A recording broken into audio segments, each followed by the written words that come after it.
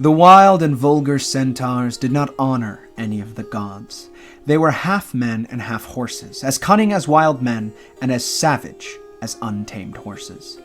They had inherited the worst dispositions of both. The first centaurs had come tumbling out of a cloud that their father, Ixion, king of the Lapith people, had married, mistaking it for the goddess Hera.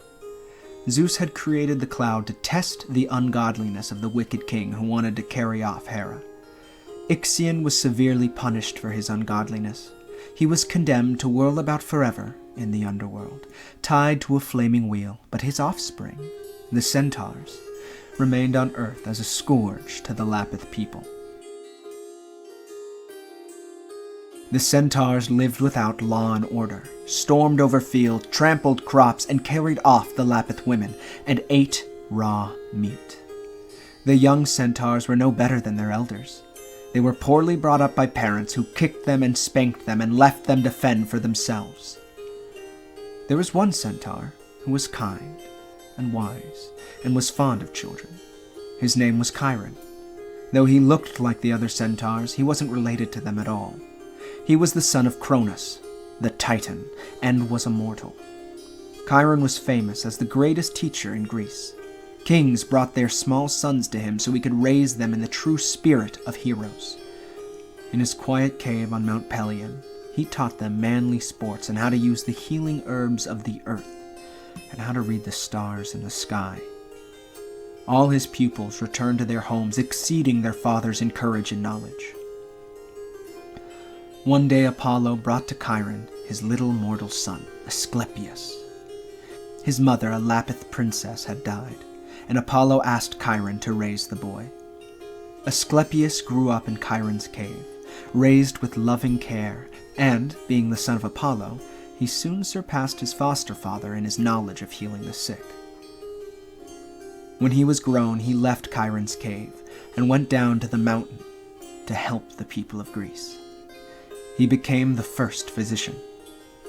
People flocked to him from far and near, and many who came on crutches went away skipping and dancing. His patients adored him and showered treasures upon him, and it wasn't long before they worshipped him as a god and built temples in his honor.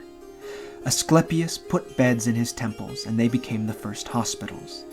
There he went about, from bed to bed, pleased to be looked upon as a god, leaning on a staff entwined with sacred serpents. Serpents knew all the secrets of earth, and often told him the causes and cures for diseases. Sometimes he put his patients to sleep with a magic draught, and listened to them as they muttered in their dreams.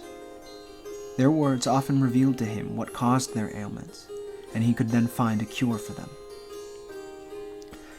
Asclepius had a wife and 7 children, and all the children followed in their father's footsteps. His sons were his assistant physicians, his daughters were his nurses. Hygeia, one of his daughters, washed and scrubbed her patients from morning to night, and it was a marvel to see how fast they regained their health. Before Hygeia's time, it was thought that soap and water would kill the sick. Asclepius grew famous, rich, and pink-faced, and as time went on, he grew so skilled in his art, he could even bring the dead back to life. The Fates became upset, and complained to Zeus that they measured and clipped the threads of life in vain. Hades too was angry, for he was being cheated out of dead souls. Apollo pointed out to Zeus how much good his son was doing for mankind, and for a while, Zeus was lenient. But when Asclepius accepted gold for bringing the dead back to life, Zeus hurled a thunderbolt at him. Nothing but a small heap of ashes was left of Asclepius, the first great doctor. But his temples and his teachings of medical science remained, and the gods put his image among the stars as a constellation. Apollo was furious at Zeus for killing his son and wanted revenge. He did not dare raise a hand against his mighty father, but he slew the Cyclops that had given Zeus the thunderbolt. Zeus in his turn had to revenge the Cyclops. He punished Apollo by making him serve for a year as a slave on Earth. Apollo found a good master and suffered no hardships, but the gods on high missed him and his music. The 9 muses most of all.